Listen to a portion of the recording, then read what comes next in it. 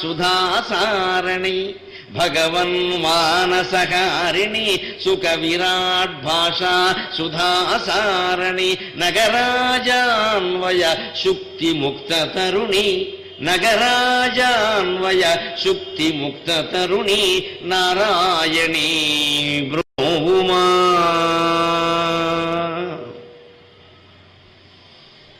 నగరాజాన్వయ శుక్తి ముక్త తరుణి నారాయణీ బ్రూవుమా అంటున్నాను చాలా వినయపూర్వకంగా భక్తిపూర్వకంగా అమ్మవారికి. నగరాజు అంటే హిమవత్ పర్వతరాజు, అన్వయం అంటే ఆయన వంశం. నగరాజు యొక్క అన్వయం అనేది శుక్తి అయితే, ఒక ముత్యపు చిప్ప అయితే, అందులో ముక్త తరుణి ముత్యంలాగా పుట్టింది అమ్మవారే. మనమందరం కూడా మన కుటుంబాలకి మన వంశాలకి ముత్యాల్లాంటి వాళ్ళం కావాలి. మన వల్ల కుటుంబానికి కాస్త మంచి పేరు వస్తే మంచిది, కనీసం చెడ్డ పేరు రావద్దు. మంచి పేరు రాకపోయినా పర్వాలేదు, కలియుగంలో అంతకంటే కోరికలు ఏముండవు. మంచి పేరు తేకపోయినా పర్వాలేదు, చెడ్డ పేరు తేకుండా ఉంటే చాలు. మంచి పేరు తెస్తే మంచిది, ఎంత తెస్తే అంత మంచిది. ఆవిడ పుట్టిన తరువాత కాళిదాసు కుమార సంభవంలో వర్ణిస్తాడు. ఆ సమయంలో 12 ఏళ్లుగా పండని నేలలన్నీ పండేయట. హిమోత్పర్వత ప్రాంతాలలో 12 ఏళ్లుగా క్షామం వల్ల పండని నేలలన్నీ పండేయట.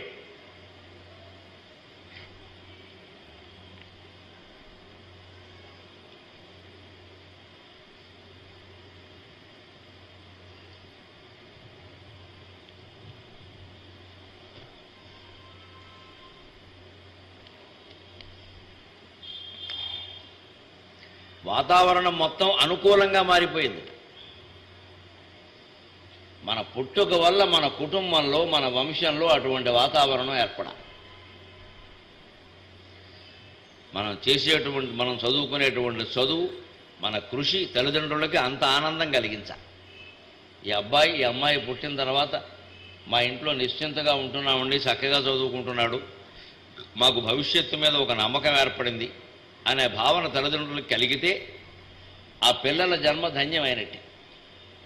అదే అమ్మవారి పుట్టుక నుంచి మనం నేర్చుకోవలసింది. ఆ ఘట్టం నుంచి నగరాజాన్వయ శుక్తి ముక్త తరుణి. హిమాలయానికి సంబంధించి హిమవత్ పర్వతానికి సంబంధించి ఏముందండి చెప్పుకోదగింది? అమ్మవారి కథ తప్పితే అమ్మవారు అక్కడ పుట్టకపోతే ఏమిటి, రాళ్ళు రప్పలు, పెద్ద మంచు కొండ, ఎప్పుడు చూసినా విపరీతమైన మంచు. ఎవడు పెడతాడు అక్కడికి? ఎవరికి కావాలి? ఇవాళ కూడా హిమాలయాలకు పెడుతున్నామంటే బద్రీనాథ్ కేదార్నాథ్ అన్ని ఆలయాలు ఉండబట్టి పెడుతున్నాగా, లేకపోతే ఊరికే చలి కోసం చూడడానికి ఎవడెడతాడు? అక్కడ బిక్క చచ్చిపోయేలా ఆలయాలు లేకపోతే పెడతారా? అంటే ఆవిడక్కడ పుట్టి అక్కడ శివుడు కోసం తపస్సు చేసి అక్కడే ఆయన్ని వివాహం చేసుకుని అక్కడే స్థిర నివాసం ఏర్పరుచుకుని ఆ ప్రదేశం మొత్తాన్ని ఒక పుణ్యక్షేత్రం చేయడం వల్ల ఆ యుగం నుంచి ఈ యుగం వరకు సందర్శకులు పెడుతూనే ఉన్నారు. అక్కడ ఒక వంశాన్ని ఉద్ధరించడం అంటే అది. అందుకని నగరాజాన్వయ శుక్తి ముక్త తరుణి నారాయణి నిగమాంత ప్రతిభాత్త తాత్విక ధుని. నిగమం అంటే వేదం, నిగమాంతం అంటే వేదాంతం. వేదం నేర్చుకుంటే సరిపోదు, వేదాంతం నేర్చుకోవాలి. కానీ వేదం నేర్పినందరికీ వేదాంతం నేర్పరు. వేదం వేరు, వేదాంతం వేరు. ఎంఏ చేసిన వాళ్ళందరూ పీహెచ్డీ చేయాలని ఏం లేదు. ఎంఏకి ఉద్యోగాలు వస్తాయి, వచ్చే యోగం ఉంటాయి, లేదా పీహెచ్డీ కూడా రావు, అది వేరే విషయం. కానీ ఆ విషయానికి సంబంధించిన పరిజ్ఞానం సంపాదించడానికి ఎంఏ చాలు, మాస్టర్ ఆఫ్ ఆర్ట్స్. ఇక అంతకంటే ఏమిటి? అందులో మాస్టర్. మరి పీహెచ్డీ ఎంఫిల్ ఇవన్నీ ఏమిటి అంటే ఒక ప్రత్యేక అంశం మీద పరిశోధన చేసి సొంతంగా ఏదైనా విషయాన్ని కనిపెట్టి దాన్ని వివరిస్తూ, ఎంఫిల్ అంటే కనీసం ఒక 300 పేజీలు, పీహెచ్డీ అంటే ఒక 500 పేజీలు గ్రంథం రాయగలిగితేనే అవి చెయ్యాలి, లేకపోతే అనవసరం.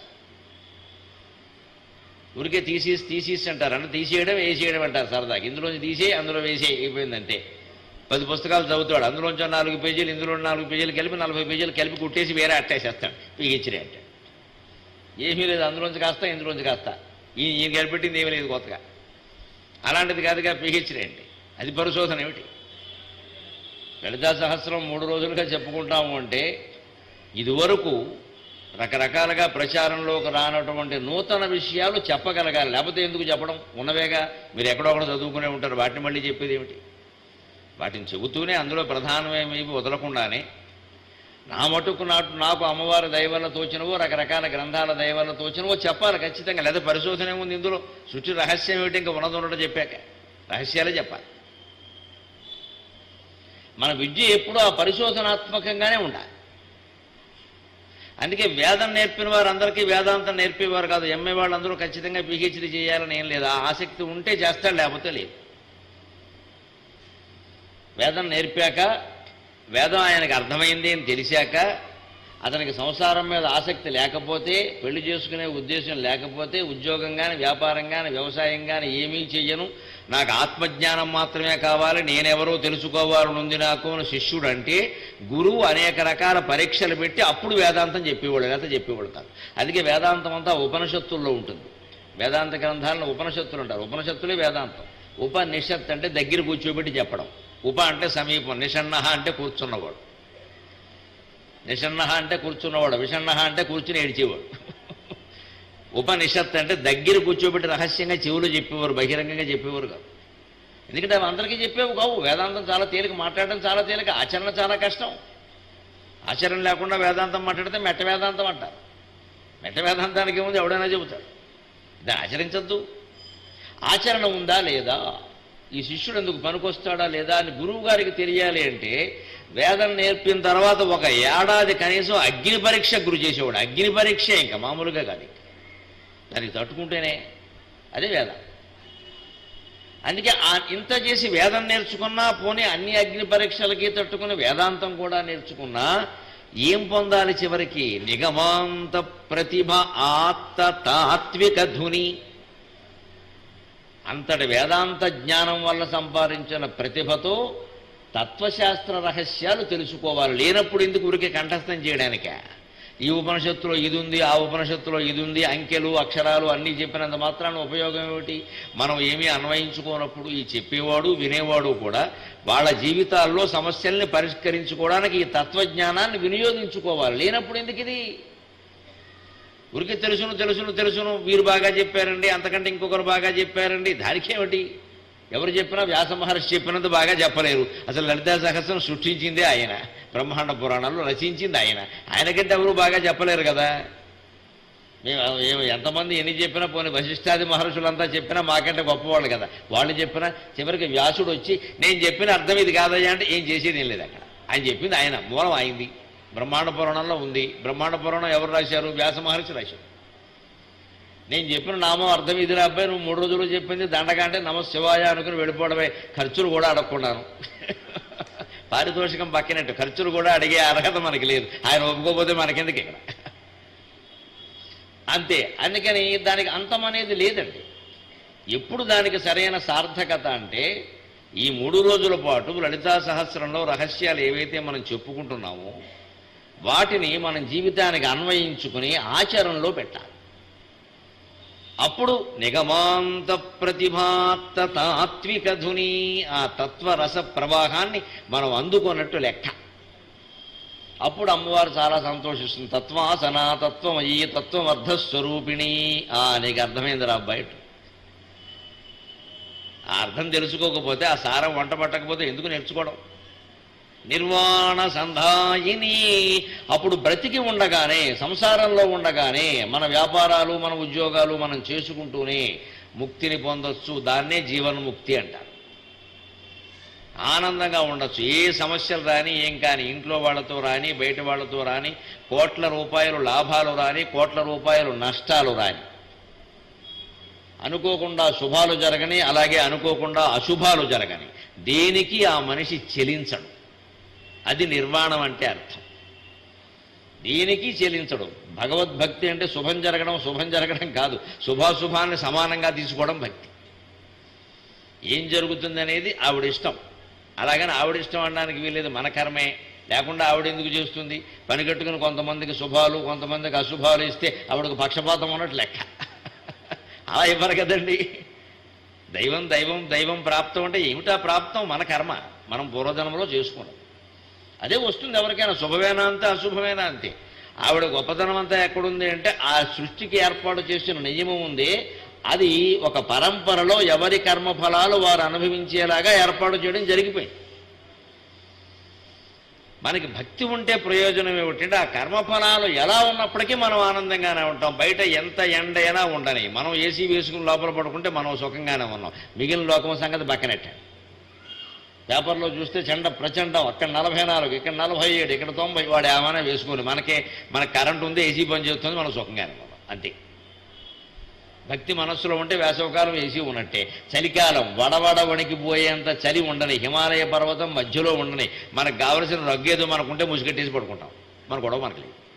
బయట ఎంత చలి ఉంటే మనకే, భక్తి ఉంటే అంతే. ఎంత వర్షమైనా కురవని, మనకి రక్షణ కవచంగా మనం ఓ భవనంలో మనం ఉంటే, వర్షం కురవని భవనంలో మనకి బయట ఎంత వర్షం కురిచినా బాధ కలక్కపోగా చూరు కింద వచ్చి నిల్చుంటాం ఆనందంగా. చుటుక్కు చుటుక్కువాన చుక్క అంటుంది, సరదాగా ఉంటుంది. అదే బయట గుడిసే లేకుండా తడిసిపోయేవాడు చచ్చిపోతూ ఉంటాడు. అక్కడ ఆగిపోతే బాగుండి వాన అనుకుంటాడు. మనకు ఆ బాధ లేదు. వానలో ఒక భవనం కాపాడినట్టుగా, చలిలో ఒక కంబళి కాపాడినట్టుగా, వేసవి కాలంలో ఒక చల్లటి ప్రదేశం కాపాడినట్టుగా, శుభాశుభాలు అన్ని సందర్భాలలోనూ అమ్మవారి యందు ఉండే భక్తి మనని కాపాడుతుంది. అంతేగాని అవి లేకుండా చెయ్యదు. అటువంటి పొరపాటు పడద్దు, వస్తూనే ఉంటాయి. అవి ఆగిపోతాయి, మొత్తం ఏమీ రావు అనుకోవద్దు, వస్తాయి. మనకి తెలియవంతే. మనకు తెలియనప్పుడు ఏదొస్తే మనకే, మన అనుభవానికి రానప్పుడు, మన అనుభూతిలో లేనప్పుడు, మనం పొందుతున్నామనే బాధ కానీ సౌఖ్యం కానీ ఏది మనకి తెలియనప్పుడు, ఏదొస్తే మనకే, ఏది పోతే మనకి. భక్తి ఆ రకంగా మనని కాపాడుతుంది. అది నిర్వాణము. ఆ నిర్వాణాన్ని మనం పొందాలి అంటే అర్థం పూర్తిగా తెలుసుకోవాలి, దాన్ని అన్వయం చేసుకోవాలి, ఆచరణలో పెట్టాలి. జగదజ్ఞాన తమోపకారతరణి జ్ఞానప్రభాధారిణి. జగత్తులో ఉండేటువంటి అజ్ఞానం అనే తమస్సు అంటే చీకటి. అజ్ఞానము చీకటి రెండు ఒకటే. చీకటిలో ఉన్నప్పుడు మనకి ఏది ఏమిటో తెలియదు. దీపం పెట్టే వరకు తడువుకుంటూ ఉంటాం. ఆ తడువుకోవడంలో ఏ కిటికీలోంచో పొరపాటున పాము పాకితే అది తాడనుకుని పట్టుకుంటాం. పట్టుకున్నాక తెలుస్తుంది. నున్నగా ఉంటే ఎవరో చూసుకుని లైట్ వేసాక పాము అంటే అప్పుడు వస్తుంది గుండెపోటు, అంతవరకు రాదు. చీకట్లో పామును పట్టుకున్నా గుండెపోటు రాదండి, ఎందుకంటే తాడనే భావనలో ఉన్నాం మనం. లైట్ వేసాక అది పామని తెలిసాక అప్పుడు వస్తుంది. అప్పుడు ఇదివరకు అది పామేగా. ఇదే రజ్జు సర్పభ్రాంతి అంటారు శంకరాచార్య వేదాంతాల్లో. అంతకుముందు అది పామే, ఇప్పుడు అది పామే. చీకట్లో మనం తాడు అనుకోవడం వల్ల అది మన ఏమీ చెయ్యదు. లైట్ వేసాకో లేదా కరిచాకో అది పాముని తెలిసాక అప్పుడు వచ్చింది గుండెపోటు. ఇలాగ పామును తాడు అనుకుని భావం అంటే తాడును పాము కూడా అనుకోవచ్చు, దానికే ఉంది. ఇదే అజ్ఞానం. ఒక వస్తువును మరొక వస్తువుగా భ్రమపడ్డమే అజ్ఞానం. ఈ ప్రపంచం అశాశ్వతం, అనిత్యం. ఏ మనిషి శాశ్వతం కాదు, ఏ బంధము శాశ్వతం కాదు, ఏ స్థితి శాశ్వతం కాదు, ఏ భావము శాశ్వతం కాదు. అన్నింటి మారిపోతున్నాయి. ఉన్నాయి, మనం చూస్తున్నాము, అన్నీ మారిపోతున్నాయి. వేసవకాలం వర్షకాలం మారినట్టే, చెట్లకి వసంత ఋతువులో ఒకలాగా గ్రీష్మ ఋతువులో ఒకలాగా పరిస్థితి ఉన్నట్టే, చెట్లు వికసించడం, పుష్పించడం, ఫలించడం, ఎండిపోవడం, మూడైపోవడం, మళ్ళీ చిగురించడం అన్నీ ఉన్నాయిగా. మన జీవితాల్లో కూడా మన శరీరంలో మార్పులు వచ్చినట్టే, దేహినోష్మన్ యథా దేహే కౌమారం యవ్వనం జర, అలాగే తథా దేహాంతర ప్రాప్తి. దేహం మారినట్టే, చెట్లు మారినట్టే, సూర్యకాంతిలో మార్పు వచ్చినట్టే, పగలు సూర్యోదయం, రాత్రి సూర్యాస్తమయం అయిపోయినట్టే, రాత్రి చిమ్మచీకటి వచ్చినట్టు అన్నీ మారుతున్నాయి. ఈ జగత్ ఇలా మారిపోతూ ఉంటుంది. కాబట్టి ఇందులో దేన్ని మనం నమ్మద్దు, దేని మీద మనం ఆధారపడద్దు అనడమే అజ్ఞానం, అనడమే జ్ఞానం. దేన్ని మనం నమ్మద్దు, దేని మీద మనం ఆధారపడద్దు, అది జ్ఞానం. లేదు అంతా ఇదే కానీ మా ఆవిడికి నాకు చాలా ప్రేమ, ఇలా చాలామంది అన్నారు. లైలా మజ్నుడు అన్నారు, అనరక్కలే అన్నారు. మీ ఇద్దరేం గొప్ప కాదు ఇక్కడ. అసలు మా అబ్బాయి ఉన్నాడే బంగారు కొండ, నా పంచప్రాణాలు వాడి మీదే ఉంటే వాడే వీడి ప్రాణం తీసేస్తాడు, అనుమానం ఏమీ లేదు. ఇంత ప్రేమించడంలోనే దోషం ఉంది. అసలు నా పంచప్రాణాలు వాడి మీదే ఉన్నాయి. ఇంటర్మీడియట్ రిజల్ట్స్ వచ్చిన తర్వాత పిల్లల కంటే ఎక్కువగా గుండెపోటు తల్లులకు వచ్చింది. నమశివాయ. 927 మార్కులు వచ్చాయని ఓ తల్లి పిల్లాన్ని కొట్టిందిట. 927 అంటే ఎంతమ్మా? 92.7. నాకు ఎప్పుడు రాలేదా మార్కులు ఇంతవరకు నా జీవితంలో. 92 మా బతుకులకు 72 ఎక్కువ. ఎందుకంటే మార్కులు మేము తెచ్చుకునేవాళ్ళం, వాళ్ళు వేసేవాళ్ళు కాదు, ఇప్పుడు వేసేస్తున్నారు. వీళ్ళు తెచ్చుకోవట్లా, వేసేస్తున్నారు. అప్పుడు మేము తెచ్చుకున్నాం, తెచ్చుకుంటే రావు, వేసేస్తే వస్తాయి. బావిలోంచి నీరు తోడుకోవాలంటే చాలా కష్టం. 4 బకెట్లు తోడేసరికి చేతులు లేపుతాయి. వానకేముందండి, ఎంత వాన కురిస్తే అంత వాన కురుస్తుంది. వాన కురుస్తూనే ఉంటుంది, దానికి లెక్కేముంది. అదే బావిలోంచి నీరు తోడుకోమంటే ఎక్కడొక్కడ ఆపేస్తాం, చేతులు లాగుతున్నాయి, చాలే అమ్మ ఏం తోడుతామని. అదే వాన కురిస్తే నువ్వు ఆహ్వానం ఆగదు. అది వీళ్ళు మార్కులు పోసేస్తున్నారు. కాన్వెంట్ స్కూల్లో కూడా శుభ్రంగా మాస్టర్లు బాగా ఏం నేర్చుకున్నారు అంటే వాళ్ళు మేనేజ్మెంట్ వాళ్ళు వాళ్ళకి చెప్పేస్తున్నారు ఉపాధ్యాయులకి, పేరెంట్స్ వస్తే మార్కులే అడుగుతారు, ఇంకేమీ అడగరు, కాబట్టి శుభ్రంగా వేసేయండి. 25కి వీలైతే 26 కూడా వేసేయండి, ఇంక మళ్ళీ అడగద్దు. ఎందుకంటే వచ్చే మార్కులు కూడా ముందే వేసామని చెప్పి ఇంకా మనం అడగం హాయిగా. అయ్యో మా వాడికి 25 ఒకటో 25 ఏమిటో 25 వాడికి నిజంగా రాలేదు. ఎందుకని తల్లిదండ్రులకు ఏది కావాలో అది ఇచ్చేసాం, మార్కులేగా మీకు కావాల్సిన తెలివితేటలు అక్కర్లేదు. కాబట్టి వచ్చేస్తున్నాయి, బాగా విపరీతంగా వచ్చేస్తున్నాయి. తీరా వాళ్ళు ఇంజనీరింగ్లో చేరాక ఉద్యోగాల్లో చేరాక మొత్తం తెప్పుంది వెళ్ళిపోతున్నారు చేపల్లాగా, ఎండిపోయిన చెరువులో చేపల్లాగా. ఏం తెలివితేటలు లేవు. సండే మండే రాయడం చేత కాదు. సండే అంటే SONDAY అనే రాసే ఇంటర్మీడియట్ విద్యార్థికి ఇంటర్మీడియట్లో 87% వచ్చింది. నేను ప్రత్యక్ష సాక్ష్యం, ఎవరో చెప్పను కానీ. సండే రాయమంటే SONDAY రాశాడు, వాడికి 87% వచ్చింది ఇంటర్మీడియట్లో రెసిడెన్షియల్ కాలేజీలో. అలా ఉన్నాయి మన కాలేజీలు. ఏమనుకోవాలా? ఇదే మరి అజ్ఞానం అంటే.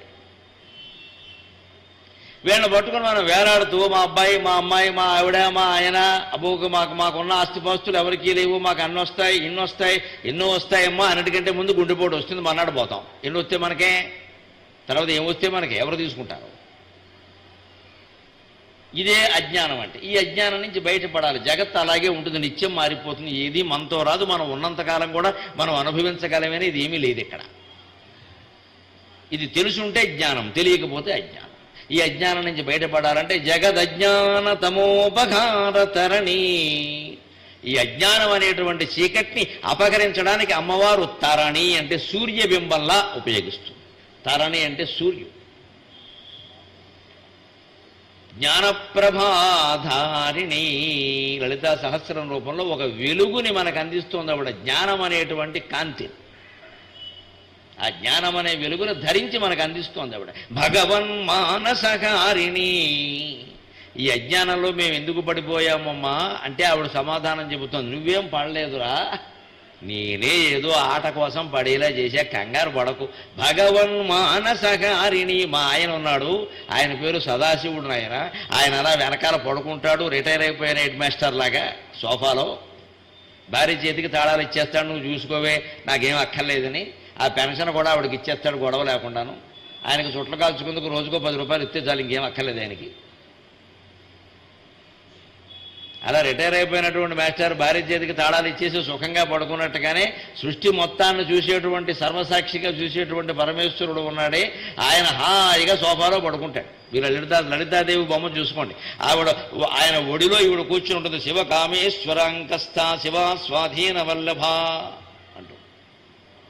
శివుడు కామేశ్వరుడు ఆయన యొక్క అంకస్థ ఒడిలో కూర్చుని ఉంటుంది. స్వాధీన వల్లభ ఆవిడ స్వాధీనంలో ఉంటాడు. అక్కడ ఆడపెత్తనమే. మనం కంగారు పడ్డం ఎందుకు? ఆడపెత్తనమే మంచిది. సృష్టి అంతా ఆడపెత్తనమే.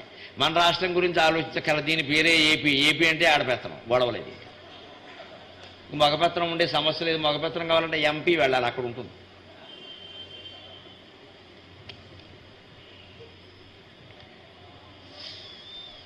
సృష్టిలోనే ఆడపెత్తనం ఉంది. ఎందుకంటే ఆయనకి సృష్టి ఇష్టం లేదండి. సృష్టి రహస్యం ఏమిటి అంటే భగవంతుడికి సృష్టి ఇష్టం లేదు. ఆయన దారిన ఆయన ఉంటే నిర్లేప, నిర్మల, నిత్య, నిరాకార, నిరాకుళ, నిర్గుణ, నిష్కళ, శాంత, నిష్కామ, నిరుపప్లవ, ఇది ఆయన దృష్టి. అందుకే ఆ నామాలన్నీ వరుసగా వస్తాయి. ఆయనకి ఆకారం అక్కర్లేదు, ఆకులత్వం లేదు, ఎటువంటి లేపనములు లేవు, పూసుకున్నవి లేవు, రాసుకున్నవి లేవు, నిరంజన ఎటువంటి అవయవములు లేవు. నిరాకార నిర్గుణ చైతన్యంగా ఆయన ఉంటే ఆకాశంలో అలా ఓ గాలి కదిలినట్టుగా ఆయనలోంచి ఒక ప్రకృతి శక్తి కదిలింది. ఆ శక్తి అమ్మవారు. అందుకే అమ్మవారిని శక్తి అంట. ఈవిడ కదిలి తిన్నగా ఉండక ఏం చేసింది, ఇంకొంచెం ఇలా ఇలా ఇలా ఎక్కువ కదలడంతో ఆ గాలి వేడెక్కింది. ఆకాశం నుంచి వాయువు పుట్టితే వాయువు కదలడంలో వేడెక్కితే ఆ వేడి అగ్నిగా మారింది, వాయోరగ్ని. తర్వాత అలా కదిలి కదిలి కదిలి వేడెక్కి ఆ అగ్ని చల్లారింది, అగ్నే రాపక, ఆ చల్లారిందే నీరైంది. ఆ చల్లారినటువంటి నీరు గడ్డ కట్టింది, అదే మంచుగడ్డ, అదే క్రమంగా భూమి అయింది. తస్మాద్వాయ తస్మాదాత్మన ఆకాశ సంభూత ఆకాశాద్వాయు వాయోరగ్ని అగ్నేరాపక అభ్య పృథివీ పృథివ్యామోషధయ ఓషధీభ్యో అన్నం అన్నాత్ పురుష సవాయేష పురుషో అన్నరసమయక అనే ఉపనిషత్తుల్లో సృష్టిక్రమం చెప్తారు. ఆకాశం నిర్లేపం, నిర్మలం, నిత్యం, నిరాకారం. ఆకాశానికి ఆకారం లేదండి. ఆకాశాన్ని ఫోటో తీయండి, ఎవరైనా ఎన్ని సెల్ఫీలైనా తీయండి, దూరంగా నుంచిన ఫోటో తీయండి, ఏం తీస్తారు? మబ్బులు పడతాయి, చుక్కలు పడతాయి, పక్షులు పడతాయి, అన్నీ పడతాయి. ఆకాశం అనేదాన్ని మీరు చూపించలేరు, అందులో లేదండి. అలాగని లేదని అనగలమా? ఆ ఫోటో తీసిన వాడిని పలకరించి దేన్ని తీసామంటే ఆకాశాన్ని తీశారంటున్నాడు. ఎక్కడుంది ఆకాశం? ఆకాశం గగనం శూన్యం. అది పరమేశ్వర స్వరూపం. దాన్ని మీరు సదాశివుడు అనండి, విష్ణువు అనండి, బ్రహ్మ అనండి, ఏమనండి, అది అంతే. దానికి రూపం లేదు. ఆ రూపం లేనటువంటిది మొట్టమొదటి ధరించిన రూపమే అదిగో మన ఎదురుగా కనపడుతున్న శివలింగం. లింగాకారం ధరించింది. లింగాకారానికి రూపం లేదు. మనకు అర్చక స్వాములు కొంతమందికి సరదా పుట్టి ఈ మధ్యన శ్రీకృష్ణుడికి అమ్మవారికి అలంకారం చేసినప్పుడు మేం చేయకపోతే ఎలాగాని అభిషేకం చేయడంతో పాటుగా శుభ్రంగా విభూతి పామేసి ఇటో కన్ను మధ్యలో నామం అన్నీ పెడితే ఇదంతా వీరి యొక్క సరదా తప్పితే శివుడికి అవన్నీ ఉండవు. శివలింగానికి అవేం పెట్టకూడదు, అది పద్ధతి కాదు. ఆయన ఉద్దేశమే ఆ లింగాకారంలో ఉండడం. మళ్ళీ ఆయనకి కళ్ళు ముక్కులు అన్నీ పెట్టి ఆధార్ కార్డు అన్నీ పెట్టాక ఇంకెందుకు లింగాకారం? శివలింగం ఉద్దేశం ఏది? దానికి అభిషేకం చేసి విభూతి ఊరికే ఒక అడ్డబొట్టు ఇలా పెట్టడం తప్పితే ఇంకా ఏమీ పెట్టకూడదు. దాని ఉద్దేశమే ఇది. శ్రీకృష్ణుడు, రాముడు, అమ్మవారు అవన్నీ వేరు, ఆ రూపాలు వేరు, ఈ రూపం వేరు. సరిగ్గా మన హృదయంలో ఉండే పరమేశ్వరుడు కూడా అదే లింగాకారంలో ఉంటాడు, సరిగ్గా బొటనవేల ఆకారంలో. ఆ శివలింగం బొటనవేల ఆకారంలోనే ఉంటుంది. అంగుష్ఠమాత్ర పురుషోంతరాత్మ అంటారు ఉపనిషత్తుల్లో, కఠోపనిషత్తులో వస్తుంది. జనేస్మిన్ హృదయే సన్నివిష్టక అంటారు. అంగుష్ట మాత్రంగా పరమాత్మ ప్రతి హృదయంలో ఉన్నాడు జీవుడు రూపంలో. ఆ హృదయంలో ఉన్నవాడు ప్రత్యేకంగా వ్యక్తమయ్యేవాడిని జీవుడు అంటారు.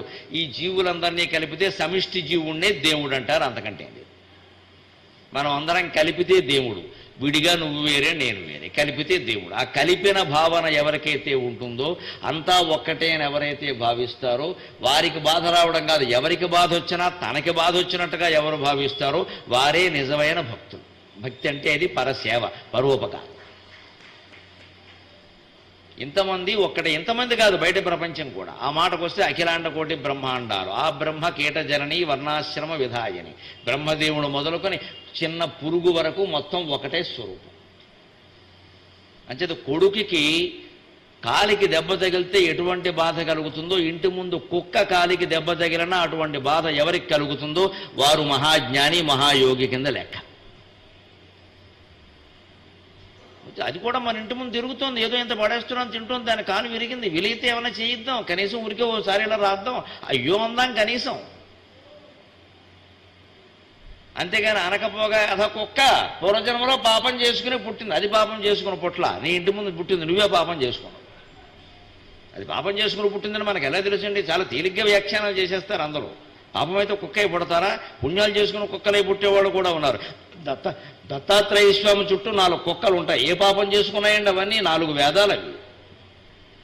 కుక్కన్నంత మాత్రాన పాపం చేసుకుంది అనకూడదు. అలాగా మానవ జన్మ ఒకటే పవిత్రం, ఆ మిగిలినవి పవిత్రం కాదా? మనకి తెలుసా? కుక్కకి నోరు ఉంటే దాని ముందు మైకెడితే మనుషులందరూ పాపాత్మను స్పష్టంగా చెబుతుంది.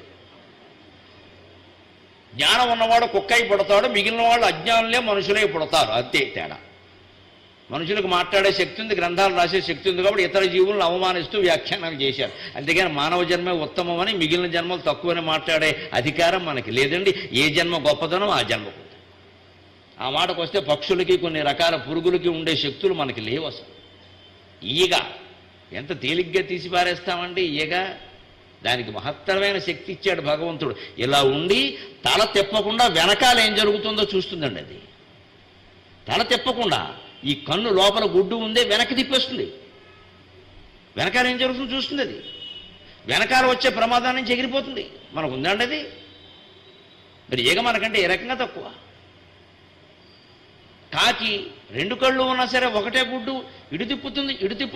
మనకి 2 కళ్ళు ఉన్నా సరే ఇంకో 2 కళ్ళు వచ్చాయి, కళ్ళజోడు. కాకి కంటే మనం తక్కువ. కాకి కళ్ళజోడు పెట్టుకోదు, పైగా 2 కళ్ళు ఉన్న ఒక కంటితోనే చూస్తుంది, ఏకాక్షి. దానికి 2 కళ్ళతోనూ చూడడానికి ఒక కంటి పాప సరిపోయింది. మనకి 2 కళ్ళు ఉన్నాయి, 2 కంటి పాపలు ఉన్నాయి, ఇంకో 2 సంటి పాపలు కూడా వచ్చాయి కంటి పాపలు పక్కన ఇక్కడ. మళ్ళీ దీనికి 3 నెలలకు ఒకసారి అద్దాలు మార్చడం కూడా వచ్చింది. ఏ రకంగా కాకి కంటే మనం గొప్ప? ఇవన్నీ మనకు నోరుంది కాబట్టి, మనకు తెలివితేటలు ఉన్నాయి కాబట్టి మనం వ్యాఖ్యానం చేసేస్తున్నాం అంతే. అమ్మవారి దగ్గర ఇవన్నీ కుదరవు. ఆ కాకి కూడా నేనే రా అంటుంది. ఏ జీవిని మనం తక్కువ చేయడానికి మనం ఇంక జీవులను తక్కువ చేయడమే తప్పు అంటే మనుషుల్ని మళ్ళీ కులాల పేరు మీద వేరు చేయడం, తక్కువ చేయడం ఇంతకంటే మహాపాపం ఇంకోటి లేదు. అటువంటి వాళ్ళు లలితా సహస్రం ఎండగా అనవసరం. అది అంతా సమం అంతే. అంతా సమభావన ఉంటేనే జ్ఞానం, సమభావన లేదంటే అజ్ఞానం. ఈ సృష్టి ఎందుకు ఏర్పడింది ఇలా విషమంగా అంటే, సమంగా ఉన్న భగవంతుడి నుంచి విషమం ఎందుకు ఏర్పడింది అంటే, ఒక సరదా, ఒక దర్శకుడు ఒక నాటకం రాయాలి, కవి ఒక నాటకం రాయాలి అనుకున్నప్పుడు అందులో మంచి పాత్రలు ఉంటాయి, చెడ్డ పాత్రలు ఉంటాయి, మగ పాత్రలు ఉంటాయి, ఆడపాత్రలు ఉంటాయి, అనేక రకాల ఘట్టాలు కల్పిస్తాడు ఒక సినిమా తీసే దర్శకుడు కూడా, నాటకం రాసిన రచయిత ఎవరైనా. ఎందుకు? ఒక ఆనందం కోసం. 500 కోట్లు ఖర్చు పెట్టి బాహుబలి 1 తీశారు, బాహుబలి 2 తీశారు. ఆనందం ఎవరికి? వారికి. క్షవరం ఎవరికి? మనకి. ఇంత చేసి సాధించింది ఏమిటి? ఏదో పెద్ద బిల్డింగులు చూపించారు, కోటలు చూపించారు, బల్లాలు చూపించారు, యుద్ధాలు చేశారు. ఏమి చేశారంటే ఏమీ లేదు. 3 సంవత్సరాల ప్రభాసికి వృధా అయింది నటనంతా. అక్కడ కూర్చున్నాడు వెళ్ళి అక్కడ దీనికోసం. ఇదంతా వృధా అని మనం అంటామండి. ఆయనంటే నా కెరీర్లో నేను మర్చిపోలేనిది ఇదే అంటాడు. అది ఆయన భావన అండి, తప్పెలా పడతామండి దాన్ని. ఆయన నటుడు. ఆ దృష్టితో చూస్తే అంతే. మన దృష్టితో చూస్తే మనకది చాలా చిన్న విషయంలాగే ఉంటుంది. అంత రాజమౌళి అంత సినిమా ఎందుకు తీయాలంటే లీల, ఆనందం అంతే. రాజమౌళి సినిమా అర్థమైతే సదాశివుడు సృష్టి కూడా అర్థమవుతుంది. ఆనందం, లీల అంతే, ఇంకేం లేదు దీనికి ప్రయోజనం. ఓ సినిమా కోసం 500 కోట్లు ఖర్చు పెట్టినప్పుడు పరమేశ్వరుడు అమ్మవారు ఈ సృష్టి కోసం ఎన్ని లక్షల కోట్లు ఖర్చు పెడితే మాత్రం తప్పే ఉంది. వాళ్ళ సినిమా వాళ్ళు ఆడుకుంటారు. ఇటు వచ్చి మనం తెలుసుకోవాల్సింది ఏంటంటే మనం సినిమాలో పాత్రలు ఇదంతా నిజమని అనుకోవద్దు, అదే లెక్కతే. ఇదంతా ఓ భ్రమ, ఇదో స్వప్నం, ఇదో నాటకం, ఇదో సినిమా. ఇందులో మంచి పాత్రలు ఉంటాయి, చెడ్డ పాత్రలు ఉంటాయి, మంచి ఘట్టాలు ఉంటాయి, చెడ్డ ఘట్టాలు ఉంటాయి, బాధ కలిగించే ఉంటాయి, సంతోషం కలిగించే ఉంటాయి. ప్రతి ఘట్టంలోనూ మన నటన మనం చేసేసామా లేదా అంటే, మన యాక్షన్ మనం సరిగ్గా చేసామా లేదా. యాక్షన్ చేస్తున్నామనే దృష్టిలో పెట్టుకోవాలి. అంతా అభినయమే, జీవితం అంతా అభినయమే. నాటకం అంటే ఏదో దొంగ మాటలు మాట్లాడడం కదా, అది అభినయమే. ప్రేమ అభినయమే, ద్రోహము అభినయమే, మోసము అభినయమే, మంచి అభినయమే, సమస్తము అభినయమే. అందుకే శివుడు ఎప్పుడూ నాట్యం చేస్తూనే ఉంటాడు. అపూర్వమైన నాట్యాన్ని శివుడు చేయడంలో ఉద్దేశం ఇది. ఎందుకు దీన్ని నిజం అనుకుంటున్నారు? ఏం లేదు ఇందులో. జటాకటాక సంభ్రమ భ్రమన్నిలింప నిర్జరి విలోల వీచి వల్లరి విరాజమానమూర్ధని ధగద్ధగద్ధగజ్వలల్లలాట పట్టపావకి కిశోర చంద్రశేఖరి అతి ప్రతిక్షణం మమ జటాటవీగలజ్జల ప్రవాహ పావిత స్థలే గళేవలం జలంబితాంభుజంగతుంగమాలికం డమడ్డమడ్డమడ్డమన్నినాదవడ్డమద్వయం చకార చండ తాండవం తనోతు న శివ శివం ప్రఫుల్ల నీల పంకజ ప్రపంచకాలిమ ప్రభ వలం వికంఠకందలి రుచి ప్రబద్ధ కంధరం స్మరచ్ఛిదం పురచ్ఛిదం భవచ్ఛిదం మఖచ్ఛిదం గజచ్ఛిదంధకచ్ఛిదం తమంతకచ్ఛిదం భజే అకర్వ సర్వమంగళ అకలా కదంబ మంజరి రస ప్రవాహమాధురి విజృంభణా మధువ్రతం స్మరాంతకం పురాంతకం భవాంతకం మఖాంతకం గజాంతకం ధకాంతకం తమంతకాంతకం భజే జయత్వద భ్రవిభ్రమ భ్రమద్భుజంగమశ్వస వినిర్గమక్రమ స్ఫురత్ కరాల భాలహవ్యవాట్ ధిమి ధిమి ధిమి ధ్వనన్ మృదంగ తుంగమంగళ ధ్వనిక్రమ ప్రవర్తిత ప్రచండ తాండవగా శివగా.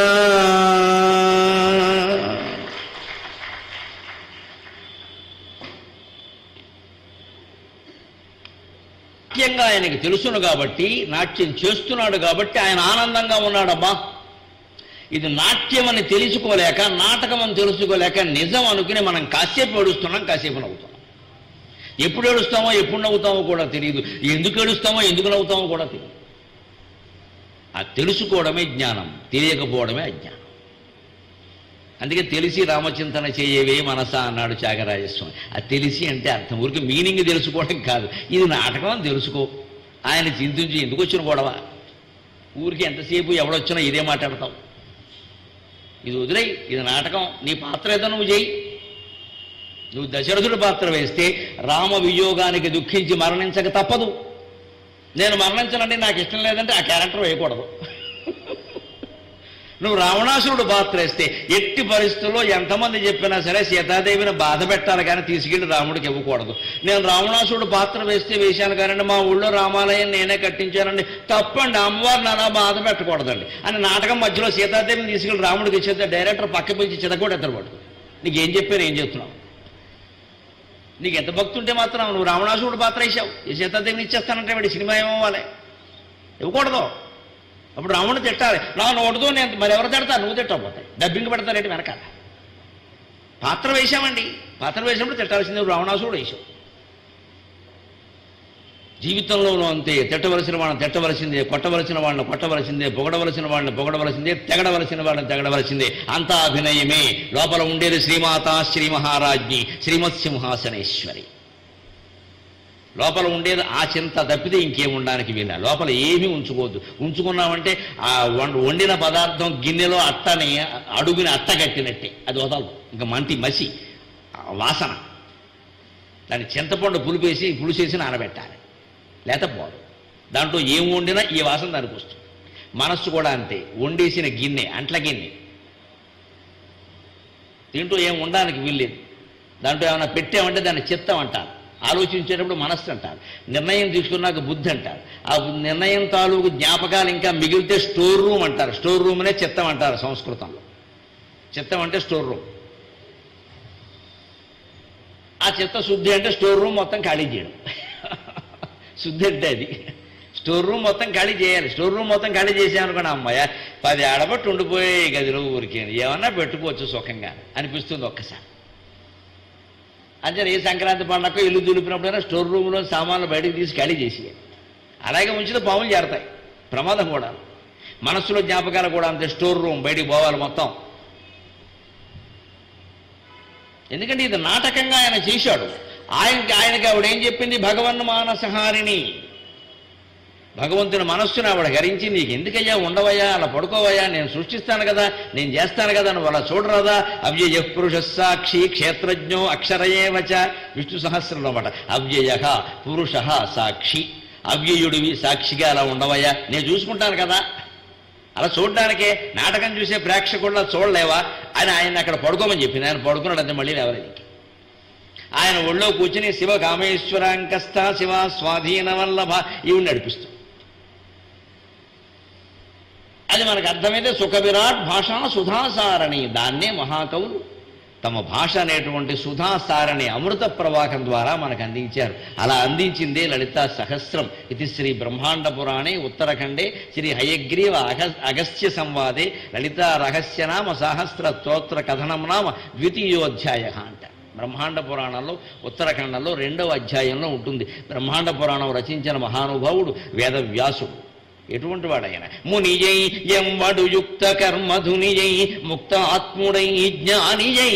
మునియై ఎంవడు యుక్త కర్మధునియై ముక్త ఆత్ముడై జ్ఞానియై. తన దైనందిన జీవితమున మహాతత్వము దర్శించి, తన దైనందిన జీవితమున మహాతత్వము దర్శించి, దానిని నా జాతికి కృష్ణ భారత కథా నిర్మాతయై వ్రాసి ఇచ్చెను. మునియై ఎంవడు యుక్త కర్మధునియై ముక్త ఆత్ముడై జ్ఞానియై. తన దైనందిన జీవితమున మహాతత్వము దర్శించి, దానిని నా జాతికి కృష్ణ భారత కథా నిర్మాతయై వ్రాసి ఇచ్చెను. ఆ వ్యాసుదలంతు ముక్తిపద నిశ్రేణిన్ పదంబూనగన్. తాను ముని అయి ఎక్కువ భాగం జీవితంలో మౌనంగానే ఉంటూ, యుక్త కర్మ ధుని అయి అత్యవసరమైన పనులు మాత్రమే చేస్తూ, ముక్తాత్ముడై ముక్తి పొందినవాడై జ్ఞాని అయి తన దైనందిన జీవితమున మహాతత్వము దర్శించి, డైలీ లైఫ్ నిరంతరం తాను గడిపేటువంటి జీవితం ద్వారానే, జీవిత అనుభవాల ద్వారానే తత్వాన్ని తెలుసుకున్నాడు. ఆయన పాత పురాణాలు చెబుతూ కూర్చోలేదు. తన జీవితంలో తానే తెలుసుకున్నాడు ఆ తత్వాన్ని. ఎందుకంటే ఆయన పుట్టుకే అందుకు ఉదాహరణ. ఎవరా పరాశరుడు? అపారమైనటువంటి ఇంద్రియ నిగ్రహం కలిగిన వాడు, మహావిష్ణు భక్తుడు. పరాశరుడు సామాన్యుడు కాదు. తన తండ్రిని, శక్తి అనే ఆయన్ని, హైగయ వంశానికి చెందినవాడు ఒకడు, కల్మాషపాదుడు అనే రాజు సంహరించాడు అని తెలిసి వశిష్ఠుడు ఊరుకున్నా మనవడైన శక్తి ఊరుకోలేదు. మనవడైన పరాశరుడు ఊరుకోలేదు. భయంకరమైన యజ్ఞం చేసి ఆ వంశం మొత్తం నిర్మూలనం చేశాడు. యజ్ఞం చేసి వశిష్ఠుడు అన్నాడు, నా కొడుకు పోయాడురా, నేను ఊరుకున్నాను అంటే, నీకు కొడుకు కావచ్చు తాత, నాకు తండ్రి అన్నాడు. ఆయన కోపం అయింది. బాగుంది. జమదగ్గిన ఉన్నట్టే పరశురాముడు ఉన్నాడా? ఎలా కుదురుతుంది? ఎవరి ఆవేశాలు వారివి. మొత్తం యజ్ఞం చేసి హైహయ వంశం మొత్తం, కల్మాషపాదుని వంశం మొత్తం నాశనం చేశాడు. అప్పటికీ ఆ అగ్ని నుంచి వచ్చిన అపూర్వం అనేటువంటి శక్తి ఇంకా శాంతించకపోతే వశిష్ఠ మహర్షి వచ్చి శాంతి మంత్ర పాఠాలు చదివి శాంతింపజేశాడు. దాన్ని ఎక్కడో ప్రతిష్టాపన చేసిరా, లేకపోతే లోకానికి ప్రమాదం అన్నాడు. అది పరాశర మహర్షి చరిత్ర. వ్యాసుని తండ్రి. ఆ వశిష్ఠుని కుమారుడు శక్తి, శక్తి కుమారుడు పరాశరుడు, పరాశరుని కుమారుడు వ్యాసుడు, వ్యాసుని కుమారుడు శుకుడు. శుకుడికి మనమంతా సంతానమే. ఆయనకి పెళ్ళి అవ్వలేదు. ఆయన జగత్పిత. అక్కడితో ఆ వంశం ఆగిపోయింది. కాబట్టే మన వంశాల గురించి గొడవ పెట్టుకోక్కర్లేదు. మనమేమో సూర్యవంశాలు కావు, చంద్రవంశాలు కావు. ఇప్పుడు ఈ వంశోద్ధారకులు పుట్టకపోతే నష్టమేం లేదు. మాకు మా అనవడ పొట్ల, మాకు మా అనవడ పొట్ల, కాబట్టే దేశం బాగుందమ్మా, నీకు నమస్కారం. పుడితే వాడు నాశనం చేస్తాడు దేశాన్ని, కంగారు పడక. మన వంశాలేమో వ్యాసుడు వంశాల కంటే, శుకుడు వంశాల కంటే, సూర్యవంశాల కంటే, చంద్రవంశాల కంటే గొప్పవి ఏం కావు. ఈ పిల్లలు పుట్టలేదని, అందులో మగ పిల్లలు పుట్టలేదని అసలే అడవక్కర్లేదు. అవసరమేం లేదు. పుట్టినవాళ్ళు తిన్నగా ఉంటే చాలు. లేకపోతే ఎవడు తిన్నగా ఉంటే వాడిని ప్రేమిస్తాం, అభ్యంతరం ఏం లేదు. మన అబ్బాయి కాదు, వాళ్ళ అబ్బాయి అయినా పర్వాలా. దేశానికి మేలు చేసేటంటే వాడే మన అబ్బాయి. వీడెందుకు పనికిరాక కీడు చేసేటప్పుడు? ఈ మన అబ్బాయి, వాళ్ళ అబ్బాయి, మన అమ్మాయి, వాళ్ళ అమ్మాయి, మన ఇల్లు, వాళ్ళ ఇల్లు అనే భేదం లేకుండా మొత్తం సమాజాన్ని ఎవడు దృష్టిలో పెట్టుకుంటాడో వాడే యోగి, వాడే బ్రహ్మజ్ఞాని. ఎంత కుళ్ళిపోయినా సరే, ఎంత దుర్మార్గుడైనా సరే, తాగి తందనాలు ఆడినా సరే, 16 హత్యలు చేసినా సరే, మా అబ్బాయి అంటే వాడే నెంబర్ 1 ధృతరాష్ట్రుడు. ఎంత భగవద్గీత బోధిస్తే, ఎంత భారత కాలంలో ఉంటే, ఎంత విశ్వరూప సందర్శనం చూస్తే బుద్ధి మారలేదయ్యే. ఇదే మనం అందరం గ్రహించాల్సింది. ధృతరాష్ట్రుల్లా ఉందామా, సుఖమహర్షిలా ఉందామా, వ్యాస మహర్షిలా ఉందామా ఆలోచించుకో. అందుకే ఆయన అంతటి దుఃఖాన్ని వస్తే ఆ పరాశరుని కుమారుడు, అటువంటి పరాశరుడు పల్లెపడుచు పడవ నడుపుతుంటే వ్యామోహానికి గురవడం పెట్టండి, ఎక్కడైనా ఉందా? అటువంటి వాడు గురవుతారా? అది అమ్మవారి సంకల్పం. ఎందుకంటే వ్యాసుడు లాంటి వాడు పుట్టాలి అంటే ఆయన తేజస్సుకు పుట్టాలి. ఆయన మనస్సులో ఓ చాపల్యం కలకపోతే ఎలా పుడతాడు? సాధ్యం కాదు. అందుకని అమ్మవారు మహామాయ, మహాసత్వ, మహావీర్య, మహాబల. ఆవిడ మాయ ముందు, ఆవిడ సత్వం ముందు ఎవ్వరూ నిలబడలేరు. వ్యాసుడు లేదు, పరాశరుడు లేదు, బ్రహ్మదేవుడు నిలబడు. ఆ మహామాయ ప్రయోగించి పరాశరుణ్ణి ఆ పల్లెపడుచుని చూసి వ్యామోహంలో పడేలా చేసింది. లేకపోతే చేపలు పట్టుకునే వాళ్ళ అమ్మాయి, పడవ నడుపుకునే వాళ్ళ అమ్మాయిని చూసి ఈయనేదో మోహంలో పడిపోవడం ఏంటంటే, కనీసం ఆ అమ్మాయి పోని ఓ మేకప్ వేసుకుని టీవీ యాంకర్ లాగానే లేదు. మామూలుగా ఎలా ఉంటుందో అలాగే ఉంది. ఏ వేషంలో ఉంటుందో అలాగే ఉంది. ఎలా ఉందో అలాగే వాళ్ళ వృత్తి ప్రకారం, వాళ్ళ ధర్మం ప్రకారం వాళ్ళు ఉన్నారు. ఈయన వ్యామోహంలో పడిపోయేంత విషయం ఏముండదు అక్కడ. ఎందుకు పడిపోయాడు? అది మహామాయ, మహాసత్వ, మహావీర్య, మహాబల. ఆ మహామాయ ముందు ఎవడో నిలబడ్డంతే. ఇంకా ఎందుకు పడేలా చేసింది? వ్యాసుడనే వాడు పుట్టాలి, బ్రహ్మాండాది మహాపురాణాలన్నీ రాయాలి, లలితా సహస్రం లోకానికి అందించాలి. అటువంటి వాడు పుట్టాలి అంటే ఆయన తేజస్సుకు పుట్టాలి. ఇది ఊరికే ఆసుపత్రిలో ఆధార్ కార్డు మీద పుట్టే రకం కాదు ఇది. అలాంటి వాళ్ళు ఎవరు ఇవి రాయలేరు. ఆయన తేజస్సుకు పుట్టాలంటే ఆయన మనస్సులో ఓ చాపల్యం కలగాలి, మరి తప్పదు. అందుకే మళ్ళీ జీవితంలో ఎప్పుడు ఎవరిని చూసి వ్యామోహంలో పడలేదు ఆయన. మరి అది ఏమైంది? ఆయన నిగ్రహం ఇవ్వటం మనకు అర్థం కావట్లా, తెలిసిపోతుంది. అలాగ మళ్ళీ ద్వీపం మీద ఈయన పుడితే తల్లి ఏమైంది, తండ్రి ఏమయ్యాడనే ధ్యాస లేదండి. దైనందిన జీవితంలో తత్వాన్ని అవగాహన చేసుకోవడం అంటే ఇది. ఏదో నా తల్లి, ఆవిడ పూజ్యురాలు, ఆవిడ తర్వాత శంతనుడు చేసుకుంది. అదేమిటమ్మా నువ్వు నన్ను పరాశరుడితో నువ్వు కన్నావు, శంతనుడిని ఎందుకు చేసుకున్నావు అని వ్యాసుడు ఇలా తత్వాన్ని అర్థం చేసుకోవడం అంటే అంతే. ఆవిడ జీవిత పరిస్థితులను బట్టి ఆవిడ ఏం చేయాలో ఆవిడ చేసింది. ఏం చేసినా నాకు తల్లి అని తనను అసలు వ్యాస మహర్షి సాత్యవతేయ అని పిలిస్తే వెంటనే వచ్చి పలికేవట. మా అమ్మ పేరు మీద పిలిచావు, నాకు ఆనందంగా ఉంది. ఆవిడ పేరు సత్యవతి. సత్యవతేయ అని పిలిస్తే మా అమ్మ పేరు మీద పిలిచావు, వెర్రి తల్లి ఎంత కష్టపడిందో ఆ ద్వీపంలో కంది నన్ను. తర్వాత నానాయాతన పడింది, ఆ మహారాజుని చేసుకుంది, ఏమీ సుఖం లేదు సౌఖ్యం లేదు, పుట్టిన పిల్లలంతా చచ్చిపోయారు అన్యాయంగా, మా అమ్మ అంటే నాకు చాలా జాలి అన్నాడండి. ఏం తప్పు చేశామని అనలేదండి ఆయన. అదే తత్వాన్ని గ్రహించడం. వాళ్ళ కర్మేదో వాళ్ళు అనుభవిస్తారు, పిల్లలంటే అలాగా విషయాన్ని అనకూడదు. తల్లిదండ్రులు తప్పు చేసినా పిల్లలు అనకూడదు అనే హక్కు లేదు. వాళ్ళు ఏదైనా దోషం ఉంటే వాళ్ళు అనుభవిస్తారు అంతే. అంతేగాని మీరు ఇలా చేశారు కాబట్టి మేము ఇలా ఉన్నాం అన్నమాట పిల్లల నోట రాకూడదు. ఆ వయస్సుకి ఆ పద్ధతికి అది ధర్మం కాదు. వాళ్ళ కర్మ కొద్దీ వాళ్ళు ఏదో చేస్తారు, దాన్ని వాళ్ళే అనుభవిస్తారు, అనవసరం. ఇలాంటి జీవితంలో ప్రతి ఘట్టంలోనూ కూడా ఆ తత్వాన్ని అన్వయం చేసుకున్నాడు. దాన్ని మళ్ళీ కృష్ణ భారత కథ, భారత కథ రూపంలోనూ, కృష్ణ కథ అంటే భాగవతం రూపంలో మనకు అందించాడు. అటువంటి వ్యాసునికి నమస్కారం చేస్తే తప్ప ముక్తి పొందడానికి నిచ్చెన మెట్లులో మొదటి మెట్టు కూడా మనం ఎక్కలే. ఆయన బ్రహ్మాండ పురాణంలో ఉత్తరఖండంలో హయగ్రీవ మహర్షికి అగస్త్య మహర్షికి జరిగిన సంవాదం రూపంలో లలితా సహస్రాన్ని మనకి వినిపించాం. హయగ్రీవుడు సాక్షాత్తు విష్ణుమూర్తి యొక్క అవతారం. హయస్వరూపాన్ని జ్ఞానానికి ప్రత్యేకగా భావిస్తారు. విష్ణుమూర్తి ఎప్పుడు ఎవరికి ఏ బోధ చేసినా హయగ్రీవ రూపం ధరించి బోధ చేస్తారు. శివుడు ఎవరికి జ్ఞానోపదేశం చేసినా, బ్రహ్మ విద్య ఉపదేశం చేసినా దక్షిణామూర్తి రూపంలో ఉపదేశిస్తాడు. అమ్మవారు ఎవరికి జ్ఞానోపదేశం